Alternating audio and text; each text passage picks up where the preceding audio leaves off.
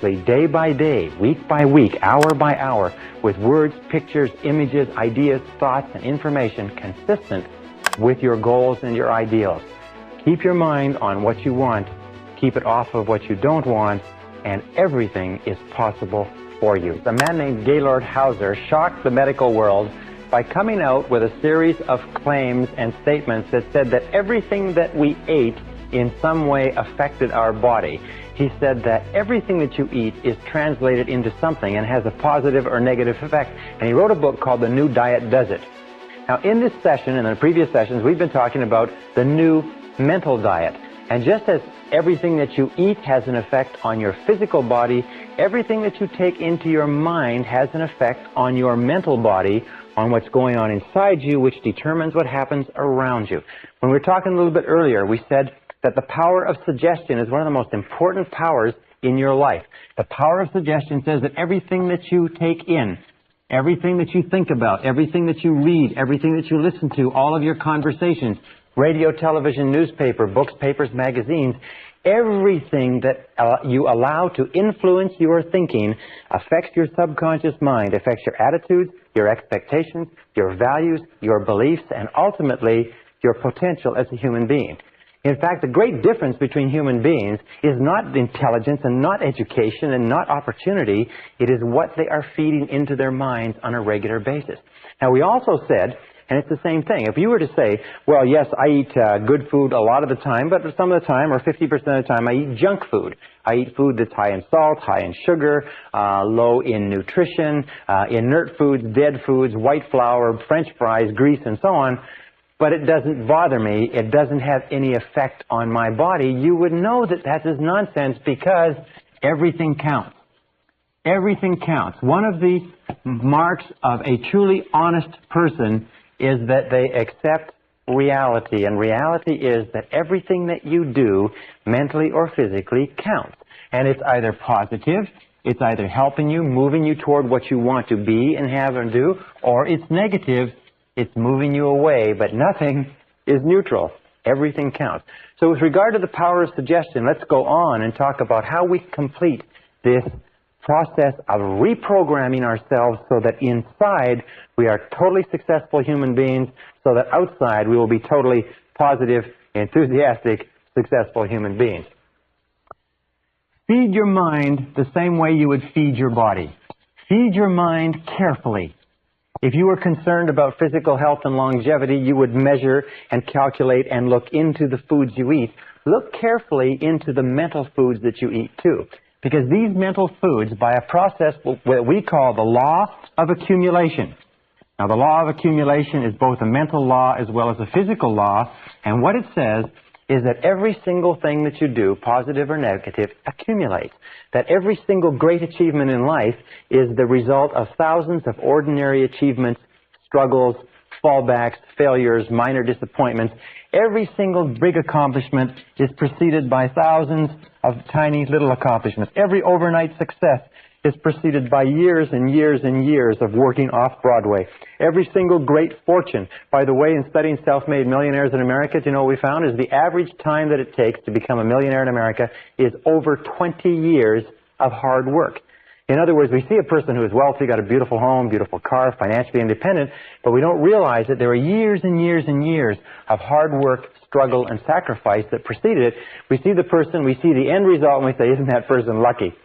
Well, the fact of the matter is that there's no luck. There's just this long process of accumulation, and everything counts. Every single honest effort that you make toward becoming a better person accumulates like a snowball and has an effect. Every single time you do something that takes you away, that wastes your time, wastes your mind, wastes your thought, and so on, that has an effect too, and that accumulates. Now, the great mistake that many people make is they go a little bit forward and a little bit backward. They do a few things that are good for their mind and a few things that are crummy for their mind, and a few things that are good and a few things that are crummy. And you know where they end up? Exactly where they started. The good offsets the bad. What you have to do is you have to put yourself on the side of the angels so that your predominant intakes of mental food are positive and constructive and moving you in the direction that you want to go in. So, we say feed your mind. Number one is read. Only reading is reading. Many people today don't like to read, but all leaders are readers.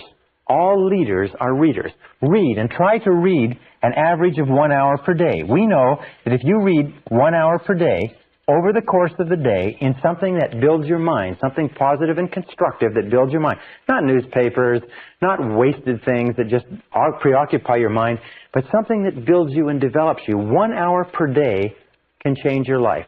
Research shows that 1 hour per day, in 2 to 3 years, you will be an authority on your subject, on studying any subject, from time management to nuclear physics. 1 hour per day will make you an authority. 3 to 5 years will make you an expert, and 5 to 7 years will make you an international authority, make you one of the most knowledgeable people in that field in the world, in just 1 hour a day in any subject. And you can pick anything from medicine to molecular biology. So read an hour per day. Recent study shows that the average adult in North America reads less than 1 book a year. That 58% of adults in the United States and Canada never finish a nonfiction book after they leave high school. When they leave high school, you know what they say? Or they leave university, they say, "Thank heavens this is over. I'll never read another book as long as I live." And they can't understand why they stop growing. It is only reading that causes your mind to stretch and grow. Conversation is good. Listening is good. Courses and classes are good. Watching videotape instruction is good, of course. But only reading is reading, and there's no substitute. People say, "Well, I'm not a good reader. I didn't learn to read well in school."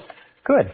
Then set that as one of your goals, to become an excellent reader. In 1 year of remedial reading at an evening course, you can be reading 300, 400, 500 words a minute, and will change your life.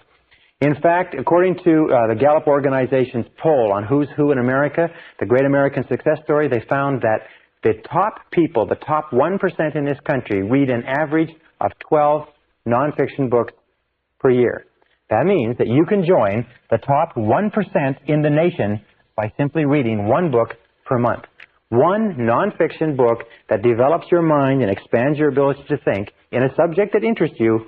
1 book a month will put you in the top 1% in a very short period of time.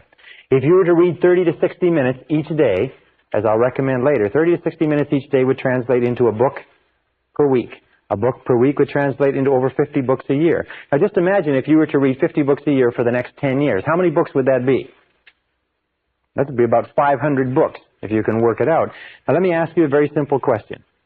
Do you think that if you read 1 book a week for the next 10 years, in a world where the average person reads less than 1 book a year, do you think that would give you the edge? Do you think that would affect your life in any way? Do you think that would change your career and your income? Do you think it would change your environment? Do you think it would change everything that goes on around you? You bet your bippy it would, because by the power of suggestion, by feeding your mind with new information, 500 books in 10 years will transform your life in such a way that you will never be able to recognize it. Right, the next thing with regard to feeding your mind is listen to tapes. The discovery of audio cassette learning has been considered the greatest single advance in education since the discovery of the printing press, or the invention of the printing press.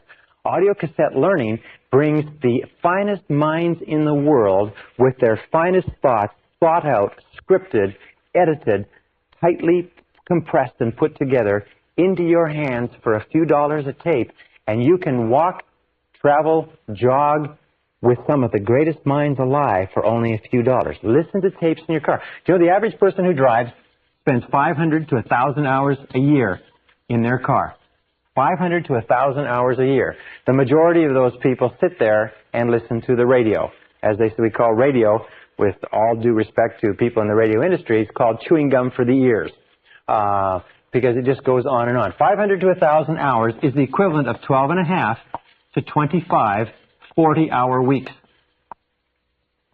You know what that means? It means that you are getting the benefit of, or could be getting the benefit of, as much as 12 and a half to 25 40-hour work weeks. Imagine if your company would send you away for 25 weeks to study every single year at no extra charge. Do you think that would affect your career and your earning capacity?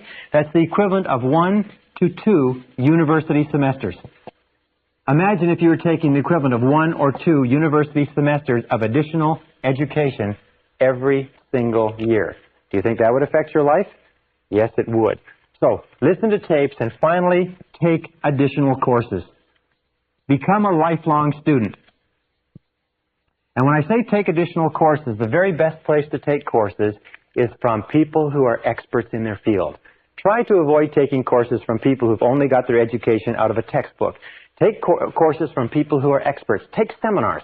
Seminars, for instance, like this seminar that you're attending, you can get more information in a 1 or 2 day seminar taught by people who spent 10, 20, 30 years gathering and compressing the information than you can in an entire university course.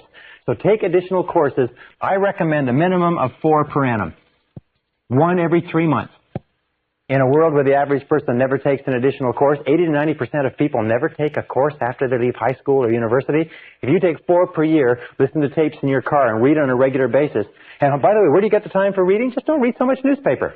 Simple as that. Just cut back on the newspaper a little bit and expand the amount of self-development reading that you do. Where do you get time to listen to tapes? Just don't listen to so much radio. I'm not saying don't listen to the radio at all, but just don't listen to so much of it. Where do you get time to take additional courses? Instead of sitting around on the weekends, take a course. Instead of watching television in the evenings, go and take a course. But remember, the clock is running. If you want to get to the top of your field, if you want to be a leader, if you want to be a star in your field, knowledge is power. Knowledge today is more important than anything else. Knowledge is the great power in our society, and the more knowledge you have, the more practical knowledge that can be put to purposes that can help other people and benefit yourself and the people around you, the more knowledge you have, the more power you will have, the more self-esteem you will have, the more status, the more position, the more security, everything. The most insecure person in our society is the person who has stopped learning and growing, and they know it. All right. By the way, one other thing. According to the Harvard studies, one of the keys to self-motivation is perpetual growth.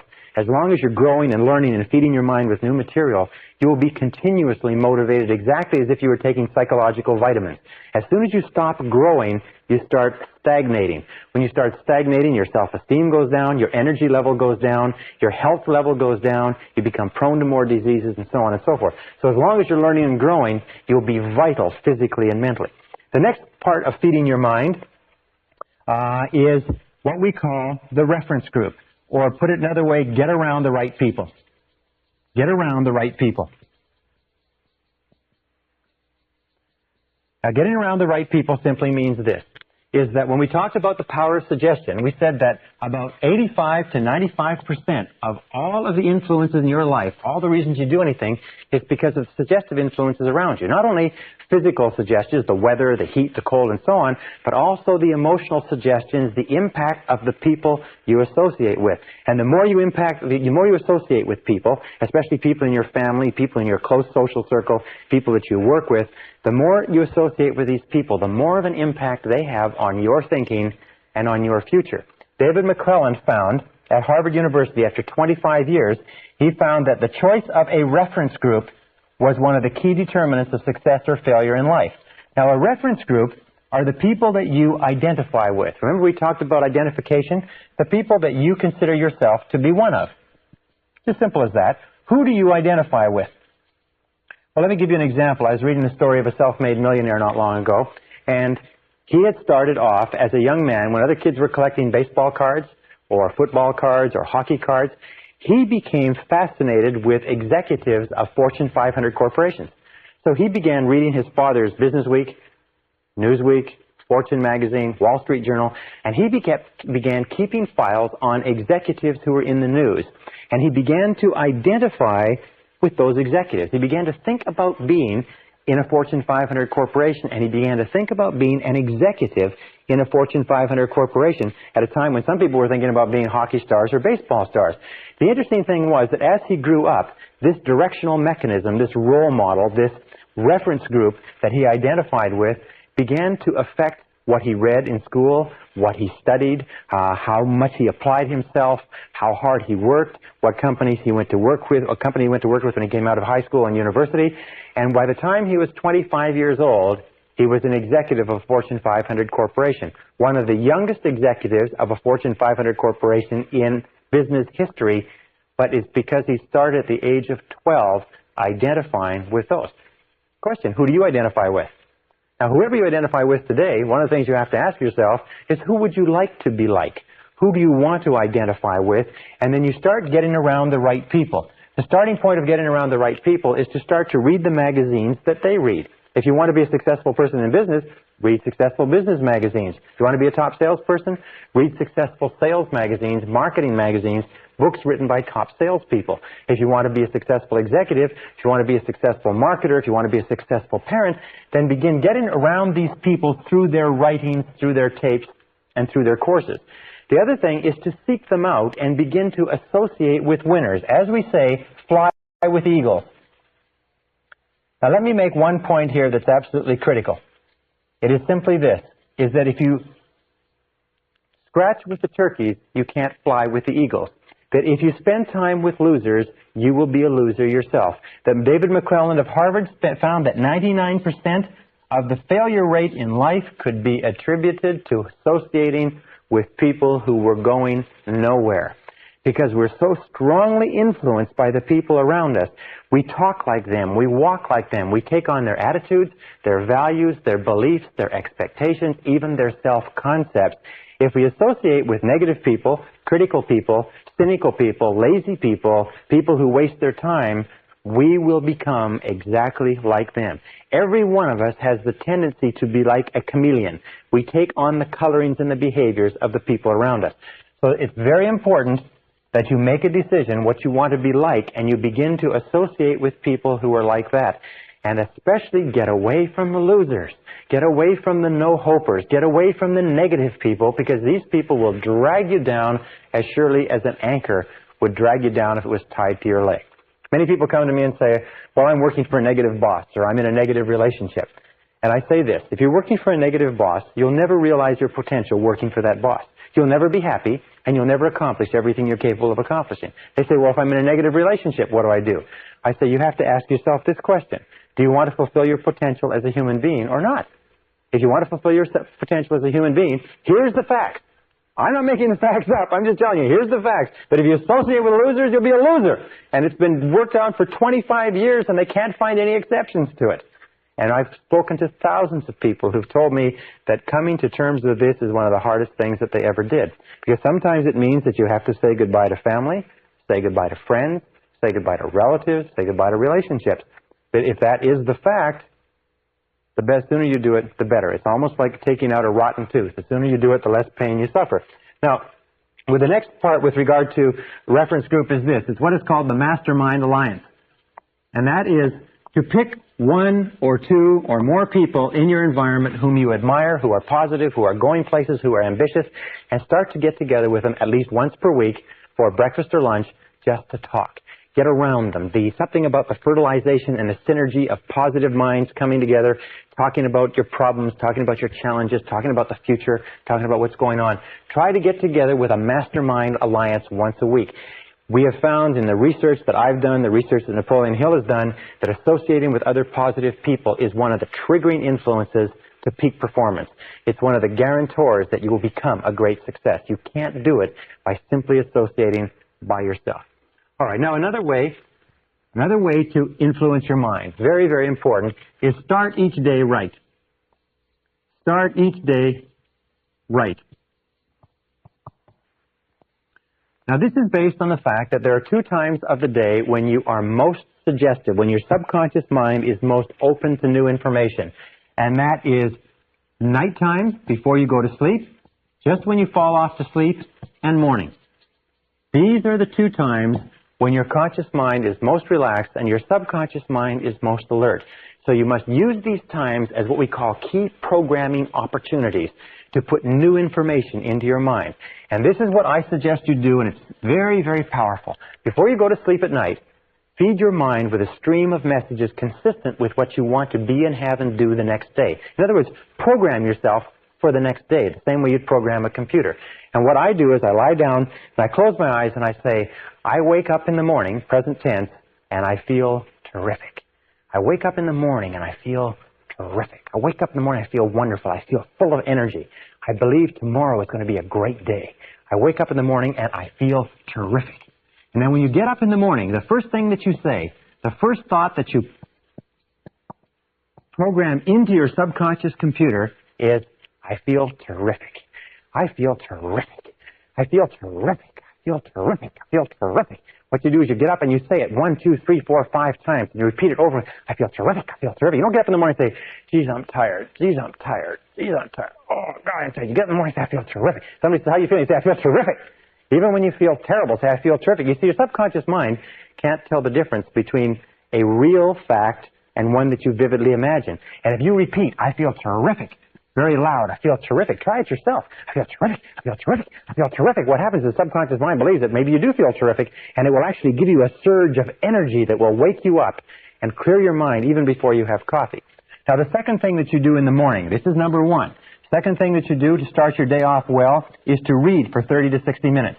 Get up early enough to read for 30 to 60 minutes in something that is motivational, something that is inspirational, something that is educational, something that uplifts your mind, what we call mental protein. Not newspapers, not magazine, not television, not radio.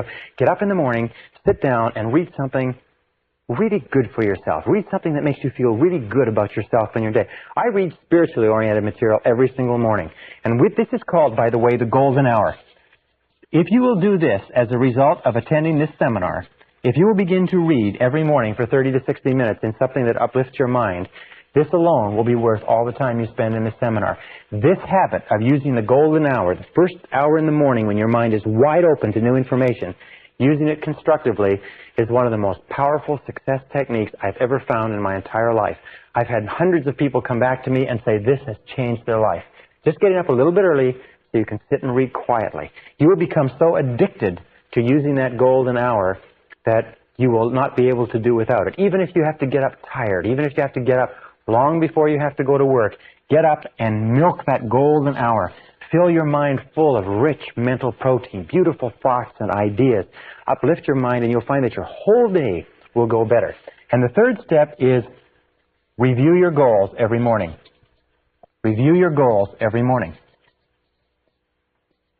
Every morning before you start out, review your goals. Just the same as if you were on a long motor trip, or if you were at sea, you'd look at the map. You'd shoot the stars and the moon. In other words, you'd take a look at where you are and you would plot your destination and you would think about it, because when you review your goals, you program them into your subconscious mind. Well, programming them into your subconscious mind by repeating them every day and using that wonderful technique, that golden hour. I learned this many years ago, and I've been absolutely astonished. Those 3 points: wake up in the morning and say, I feel terrific. Read for 30 to 60 minutes and write and review your goals every single morning. And the most remarkable thing that happens is you start off every day supercharged. You start off every day feeling positive. You start off every day feeling energetic. So let's just review for a second, and I'm going to wrap up with 2 really critical points.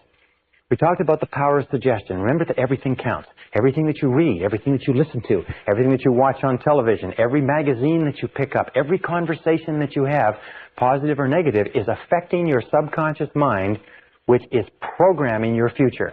Remember, your external world is a reflection of your internal world. Your external world is a reflection of your internal world. If there is negativity, concern, anxiety, fear in your internal world, then it's going to be reflected in your external world. So be sure that what you're taking into your mental diet is just as pure as what you would take into a physical diet if you wanted to sustain high levels of physical health and energy. Absolutely important. Feed your mind with books. Feed your mind with tapes. Feed your mind with positive conversations. Feed your mind with courses. Go and attend them. Listen to experts. Feed your mind with positive people. If one of the recommendations that one of the business philosophers says is poor people should take rich people out to lunch. Why? Because taking a rich person out to lunch is an opportunity to learn from that rich person, to get information from that person that you could not buy at any price. Poor people should take rich people out to lunch. Get around the winners. Think about the winner that you want to be and look around you in your world and say, who is like the person that I want to be? Here's another very important point in terms of mental programming. It's simply this, is discard past labels. Discard past labels. Don't ever allow anybody to tag you with the way that you used to be. If you were late before, don't allow anybody to say, well, you're always late. You say no. You say, in the past, I was late, but now I am punctual. You can't control your eating. In the past, I overate, but now I eat sensibly and soundly. you're irritable and impatient. No, in the past I was, but now I am. These are the words. In the past I was. Past tense. In the past I was. Remember, the subconscious is listening, but now I am. But now I am blank, blank, blank, whatever it happens to be. In the past, I didn't work very effectively, but now I am an effective worker. In the past, I didn't manage my time well, but now I manage my time well. Now, if you make a mistake and you fall back, then what you do is you just simply cancel the mistake by saying, well, next time, I'll. You show up late for an appointment, you say, well, next time, I'll be on time, etc. Next time, I'll. Those are the words. You cancel every mistake. You refuse to carry past labels forward. Underlining all this, teach others. Teach what you know to people who are interested. Teach what you know to people who are interested. Because remember, you become what you teach. You will find that the more you teach other people and share this information with other people, the more you internalize it yourself. You become what you teach. Does this material work? I can tell you, yes, it does work. Since I began to teach this material, since I began to lecture on it and tape on it, since I began to speak to hundreds and thousands of people, I have internalized all the things that we talk about in this course. And everything that I talk about here when I first began teaching, I hoped it worked, I thought it worked, I sort of believed it worked, but now I know it works. Having taught it, I've internalized it. Having internalized it, I have seen examples of every single bit of this. Back everything that you do with confident expectations. An attitude of confident expectations is the mark of the truly healthy personality. Remember we talked about the power of expectations? An attitude of confident expectations means that you confidently expect good things to happen. You have an attitude of positive self-expectancy. You become what W. Clement Stone calls an inverse paranoid. An inverse paranoid, as you know, a paranoid is a person who is convinced that the world is out to get him, that the whole world is conspiring to get him. An inverse paranoid is a person who is convinced that the world is conspiring to do him or her good. So become an inverse paranoid. Be absolutely convinced that the world has got a plot out there. It's plotting to do you good. It's plotting to somehow get good to you, whether you like it or not. That no matter what happens, look into it for the good. No matter what happens, this is the key to becoming an inverse paranoid. Look for the good. Expect the best and look for the good. Expect the best and look for the good. Ralph Waldo Emerson said that the measure of a healthy personality is your ability to look for the good in everything around you, your propensity to look for the good. You have to ask yourself, how much of the time do you look for the good? How much of the time do you expect the bad? The degree to which you look for the good is the degree to which you are healthy as a human being. And finally, remember this. The process of changing from where you are now, here's where you are, to here's your goal. This is where you want to go. The process of getting from here to here is progressive, but this is what happens. When you begin to visualize and affirm and imagine and write and plan your new self, that is, say you want to earn $50,000 a year, and you're currently earning $25,000 a year, and your goal is to earn $50,000 a year, what happens is this. You keep saying, you start to affirm and visualize over and over again, I earn $50,000 a year, I earn $50,000 a year, I earn $50,000 a year. Your subconscious mind disbelieves it. But as you say it over and over again, your subconscious mind still disbelieves it. But as you repeat it, I earn $50,000 a year, I earn $50,000 a year, I earn $50,000 a year, the disbelief shrinks, and your disbelief gets smaller and smaller. Eventually, you actually overcome your own skepticism, and finally you reach the position where you neither believe nor disbelieve. But as you keep repeating it and thinking about it and reading it and studying it and saying over and over again, I earn $50,000 a year, I earn $50,000 a year, I earn $50,000 a year, eventually you start to believe it just a little bit.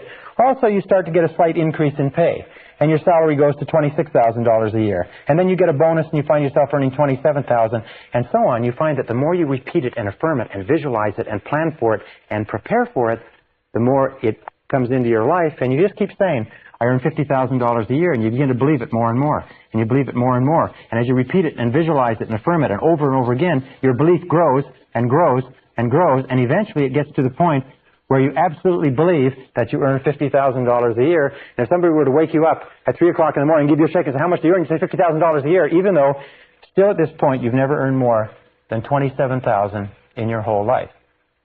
Now, this is the way all our beliefs change.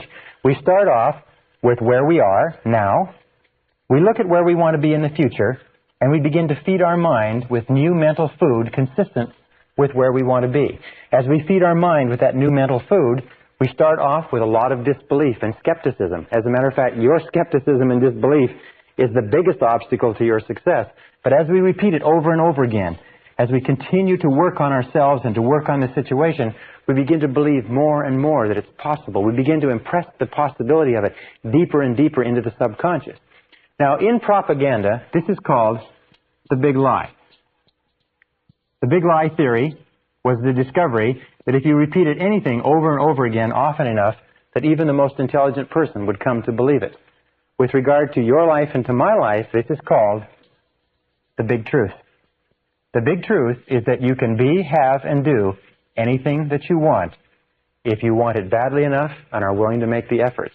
That anything that you can hold in your mind on a continuing basis, you can be, have, or do. You will become what you think about. Your only job is to make a very, very clear decision about the person you want to be, the things that you want to have, the goals that you want to accomplish, and then make sure that you feed your mind continuously, day by day, week by week, hour by hour, with words, pictures, images, ideas, thoughts, and information consistent with your goals and your ideals.